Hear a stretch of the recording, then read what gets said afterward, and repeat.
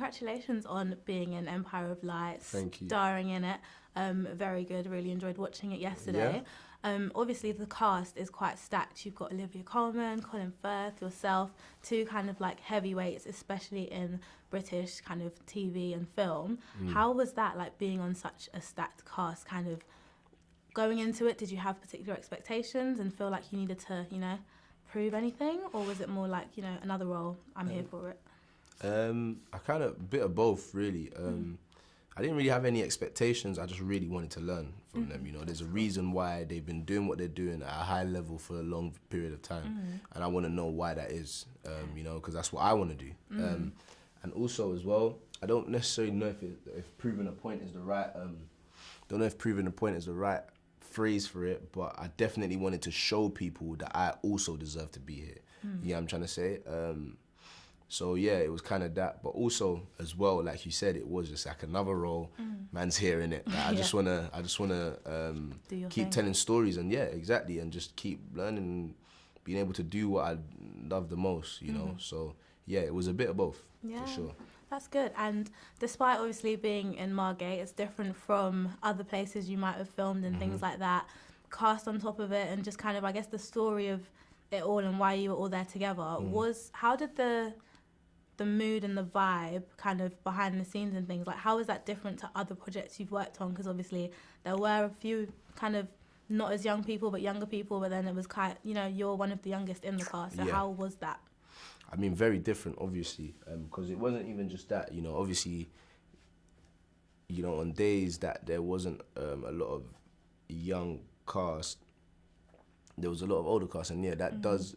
You know, for me, I can maneuver, you know what I'm saying? Like, I'm just cool. But what was different about this one as well is that this was the first time I'd worked with, like, basically a cast where there was hardly any black people. It's literally in the cast, it's just me, Crystal, Crystal, who plays Ruby, and Tanya, who plays my mum.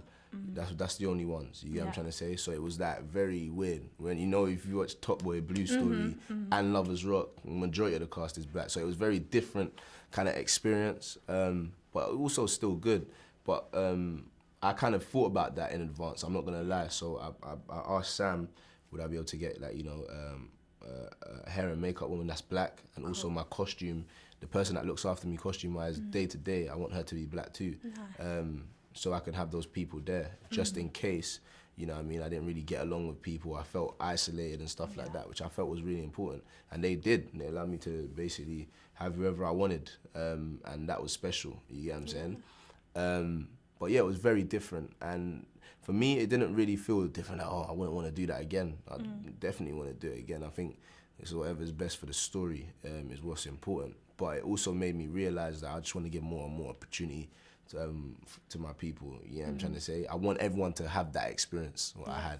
And until more people like Sam are deciding to, you know, write stories where, you know, it can have a mixture of people and stuff like that, no one's really going to get those opportunities. So I'm glad that this is a step in the right direction in that sense. Awesome. And the film being set in, well, 1980 into New Year's 1981, you've done a few roles that are kind of like, you know, in the 80s, and you've also done like Lovers Rock and Rude Boy. How do you have a routine to kind of go back to that time? Because I mean, we weren't born then, but you play those roles quite well. What kind of routines do you have? It's crazy that you know about Rude Boy, but that was like one of the first things that had come out. And obviously, I was just doing like throwback scenes and just things. So I didn't really do research. Plus, it was so early in my career, I didn't really know about stuff like that. And I still kind of had that approach now. And the same thing with Lovers Rock. You know, it was just watching films back in the day, and you know, that for me it was just like, because of the story, I didn't feel like it was necessary. But for this, I really did. I really needed to understand the music, because Steven speaks about it a lot. I needed to watch the films that he knows. I needed to know the people he knows about. Yeah, I'm trying to say those things were important for me, and I needed to just kind of understand the world he's living in. You get what I'm saying? So this time round, you know, it was a lot of research, and also I just knew this opportunity was big. So you know, I wanted to basically put my best foot forward and make sure that I was really, really prepared. So the day that I got to set, I can do anything. You get what I'm saying? So yeah, man, I just really wanted to understand who Steven was, and also just build that character and make him someone that people will remember. Yeah. When you're kind of performing and doing those roles and everything like that, does it ever get like a bit much as an act, not just as an actor, but as a person? Like obviously black boy, UK, Britain. Some of these things are still happening, do you know what I mean, today, despite how much light we see on them. Yeah. How do you kind of make sure that you don't get a bit overwhelmed with sometimes the scripts that you're reading and how they mirror real life? I mean, it's difficult because, you know, for me, basically, I grew up in a society where it was very mixed. I grew up in Essex and stuff, so I never really see color. You get what I'm trying to say? It's always been just, for me, it's just like an exchange of culture. It's more so culture than color. Do you get what I'm trying to say? It was just different. But obviously, for my friends that grew up in South and stuff like that, they never really saw it like that. You get what I'm saying? So, like, when I started understanding their kind of their problems more, I started to understand what the society that I'm living in more, you know what I mean? So to kind of go back and see where it kind of stemmed from was really important to me, and understand how we've got from there to here. Even though we've made some sort of progress, we haven't made a lot, but it's nice to understand how that little progress that we've made was possible, you know what I mean? And you see that, I remember I was working with my acting coach, Gary Nurse, and he said, every time when he's in London, so he would have been around the same age as Stephen in the 80s. You know what I'm saying? Which was amazing for me because I had someone that was accessible to give me information that I needed. But he was that when he was leaving to even just go to the shop, he'd be prepared to fight because he knows when he leaves the yard and he's on his way to the shop, that could happen, that could be a possibility. I don't leave, like now, in the society we live in, I don't leave the house thinking that's going to be a problem, you know? I never leave my house thinking I'm going to have to fight someone today. And I feel like just even having that idea in my head, you know, I kind of had to just really understand what Stephen would have been going through in the southeast coast of England, because obviously the London experience is going to be different to a coastal experience.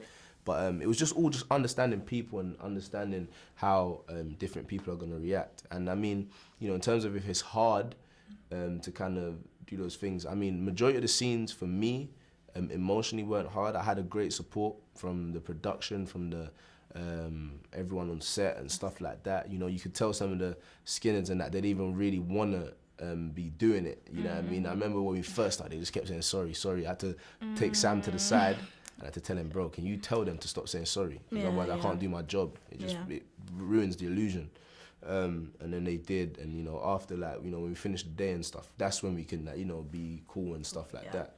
But I found it really, really, you know, on some days when I found it difficult, like the scene where Mr. Cooper comes in and he's eating the chips and stuff like that. Like that for me was just so annoying because it wasn't necessarily what he was doing, which was jarring anyway.